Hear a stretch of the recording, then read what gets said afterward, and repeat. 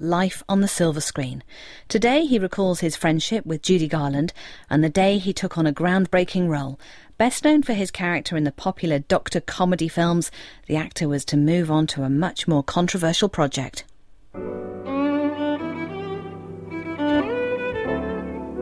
And now, Bogarde on film. Dirk Bogarde reads an extract from his autobiographies about his film career. Episode 4. Judy. "Our most successful Christmas, I think," said my father, chucking a log onto the dying embers of the fire, and he raised his glass towards me. "I drink to your continued success." "Well, it depends what you mean by success, but thank you very much." "Well, you've made more money than I've ever seen in my life." "I brought you all up on £2,500 a year. I never earned more." "But, Pa, you had personal satisfaction from your work." He looked surprised. "Well, don't you?" "No, not much. I've done an awful lot of junk over the years, and this last year has been even worse.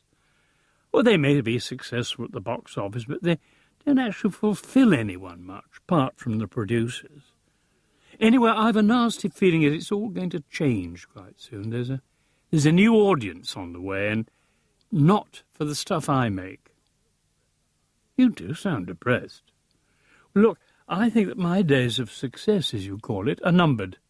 It's been a good innings, and if I don't catch the new trolley, I'm for it." My father looked at Ford, his eyebrows raised in disbelief. "Oh, really so? You're his manager. What does he mean?"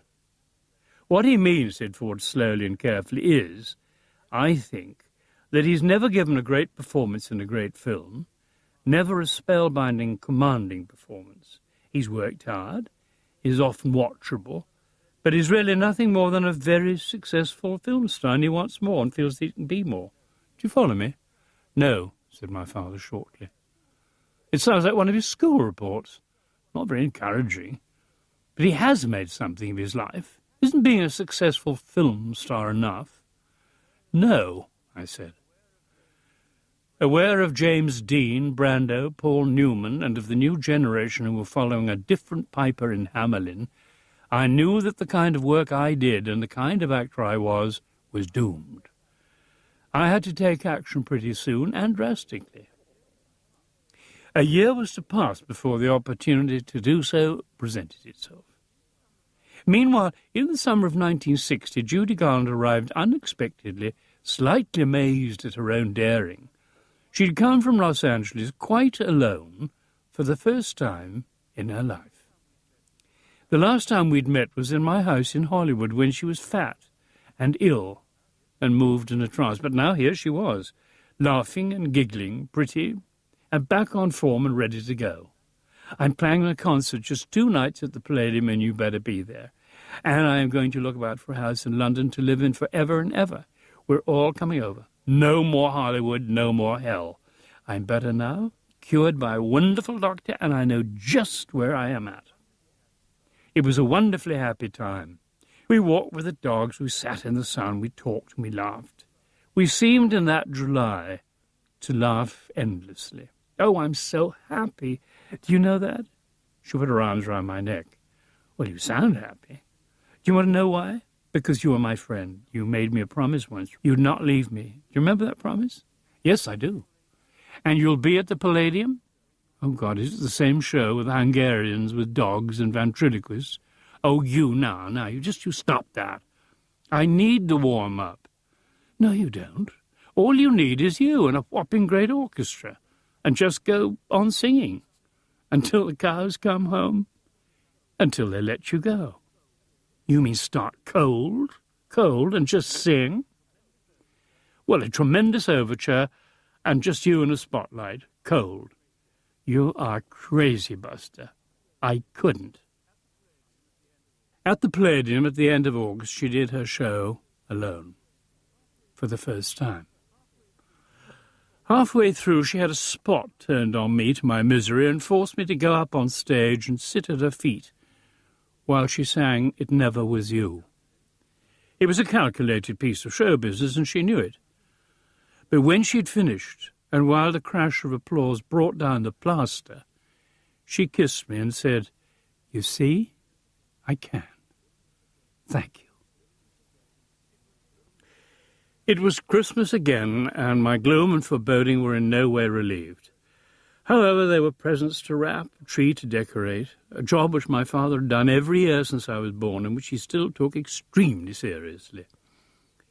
The telephone rang. It was Basil Dearden.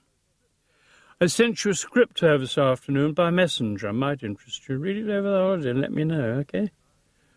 "Well, I'll try, Basil. You may not like it. No one else does. Everyone we offered it to has turned it down. You're my last chance." "What's it about? Paedophilia?" "No, homosexuality." Ford and Capucine were laying cloths on the long tables in the hall, ready for the evening party. Ford looked up. "Who was on the telephone?" "Dearden. He's sending a script over. It's a bit of a problem one." "Why?" "A married man with a secret passion." "Well, what's the problem?" "The passion is another bloke." "I don't see the problem," said Capucine. "Mon Dieu. You English, you think nothing happens to you below your necks." My father settled comfortably down in his chair. "I think you ought to do the Mayor of Casterbridge." But I did Victim instead. It was the wisest decision I ever made in my cinematic life. It is extraordinary in this over-permissive age to believe that this modest little film could ever have been considered courageous, daring, or dangerous to make. But it was before the swinging 60s had started to swing, and very few of the actors approached to play in it accepted. Every actress asked to play the wife turned it down, without even reading the script, except for Sylvia Sims, who accepted readily and with warm comprehension. The set was closed to all visitors, the press were firmly forbidden, and the whole project was treated with the reverence usually accorded to the crucifixion. Fortunately, this nonsense is brought to a swift end by one of the chippies yelling out to a bending companion, "What's your ass, Charlie?" It was refused a seal of approval in America for being too explicit. Some critics complained it was only a thriller with a message tacked on, rather loosely. But whatever else it was a tremendous success. I had achieved what I'd longed to do for so long, to be in a film which disturbed, educated, and illuminated, as well as merely giving entertainment. I'd been fortuitously pointed in the right direction again, just in time. I was not to retreat ever again. Judy had been in a cinematic limbo, so to speak, since A Star is Born. But now with her shining new life, the stresses and strains were once more appearing like cracks in a patched-up wall. She telephoned 3 or 4 times a week from New York, always about 4 or 5 in the morning, my time. She couldn't sleep and she feared the dark. She wanted constant reassurance. "Well, what time is it with you?" 5 a.m., you wretched woman. "Hey, have you ever heard of a script called The Lonely Stage? The idea's good, the dialogue is yucky." "No, what's it about?" There's a pause. "Well, this big star goes to London to do a concert at the Palladium, and she finds the man who got away. It's about me." "We'll get a new writer and see how you feel then." "Would you do it with me?" "I'll do it if you say yes." "Yes?" "Yes." There was a pause again, crackle noises. "I love you very much." Although the script, when it arrived, was a workmanlike job, I knew that something would have to be done quickly. "She'll turn right round and go back to the States. I know Judy, and I know her present mood. If you let me have a day or two, I could try and rewrite some of the stuff she has to say." They agreed. Her present mood was frantic. Panicked by marital problems in New York, she was in terror that the children would be forcibly removed from her. So she shoved them onto a flight and immediately sought to have them all made wards of the British court. It was not the calmest way to start a very difficult assignment. She eventually found a house in Hyde Park Gardens and moved in just before we started work. Now at the top of her career again, after years in limbo of illness and despair and box office failure, she was tired, frightened and quite alone. The first day at the studio for what was now to be called I Could Go On Singing, she announced that she was leaving immediately and slammed into the bathroom. I cannot play this crap. They promised changes and they failed. She was sitting on the closed lavatory seat, always her place of refuge in moments of shattering panic, a glass of blue nun clinking in her hands, her face pale, drawn, body shaking, looking small, ill and hopeless. For an hour I sat on the edge of the bath and reasoned with her. She wouldn't budge. Finally I read her the first scenes we were to play, which I had entirely rewritten. She stopped her head shaking and sat listening. Then she reached out and took the pages and started to read them aloud with me.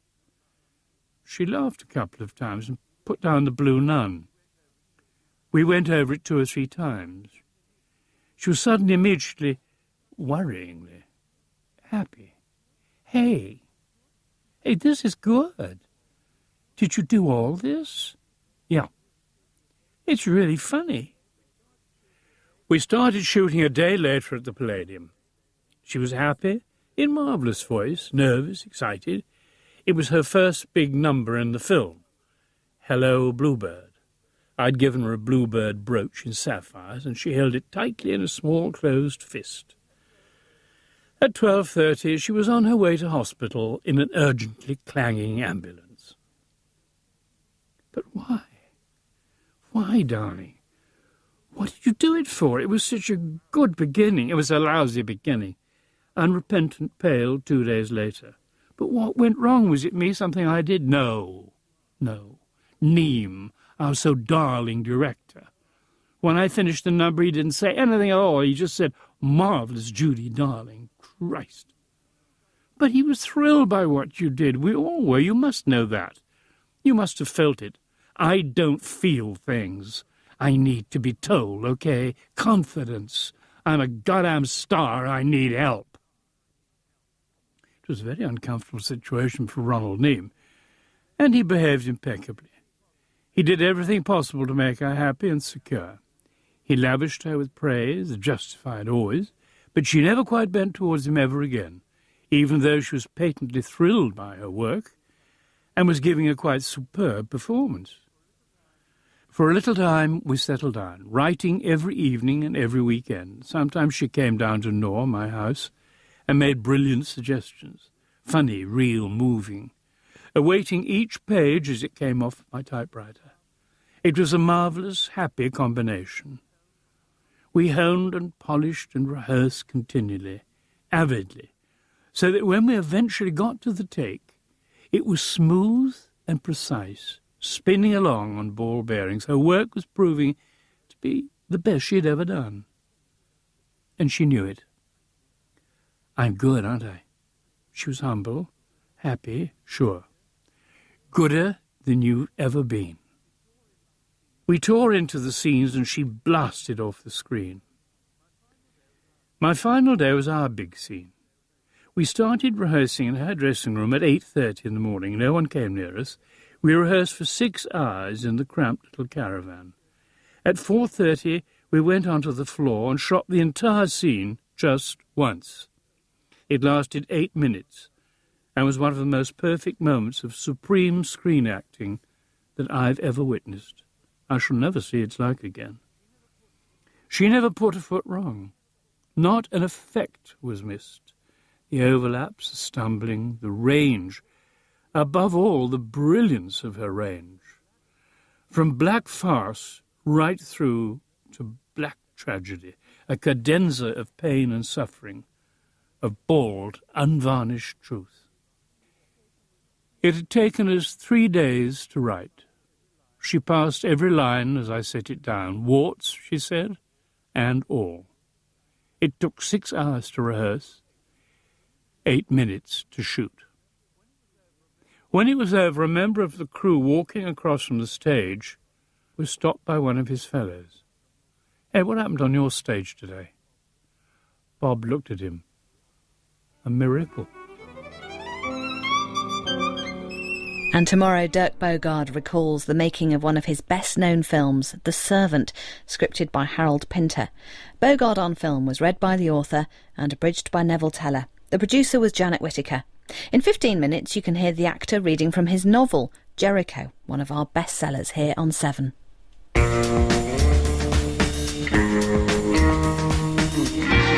Next on 7, we continue with the story of Simone de Beauvoir and Jean-Paul Sartre.